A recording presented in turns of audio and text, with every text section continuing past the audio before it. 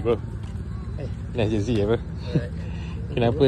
Ni jersey Chelsea tahun bila 2009-2010. 2009-2010. Kenapa Lampard? Kenapa lambat? Sebab at that year dia score 22 gol and dapat midfield antara midfield terbaik kat IPL tu.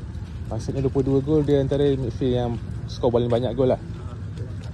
Antara top 5 ke macam tu, dia midfield yang paling banyak gol kat situ. Oh, okey. So menyelam apa? Ada beli NET? Ada. Malaysia zaman Amri dulu main King Cup. Oh, ini tahun 2000, sebelum Nike lah, 2007, 2006 macam tu tak? Betul. 2005. Ataupun masa dia main King Cup 2004. Oh, yelah. Last edition of King Cup lah tu. Buka sikit. Saya tengok jersey ni, saya teringat dekat Liu Kit Kong. Kalau awak teringat kat TikTok, saya Amri dengan siapa tu namanya tu, Haio. Oh, Hairudin. Amri 17, Haio 20. Betul? Liu Kit Kong rasa 10 kot. Betul? Dan ada lagi lah. Ada lagi. Bayi. Bro datang dari mana?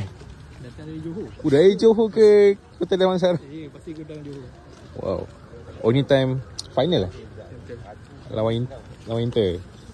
Dan ada lah isi juga Michelle lain juga. Oh bro, walaupun Johor beli juga 9. Itu natural. Natural. Kita kumpul semua. So macam biar apa orang kata, negeri lain kalau dah minat nak macam mana. Ya. Kita patutnya football ni menyatukan. Biarlah macam orang kata obses. Sebab yang sama, kawan stay kawan. Betul. Patah padang lah. Saya patah padang kat luar, saya terbiasa je. Mantap abang. Okey bro, ni nak balik Johor.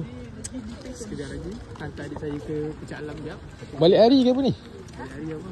Wish. Semalam sampai balik hari ni. Bukan semata-mata untuk kabut sale lah. Hantar adik dan kita selamat sikit.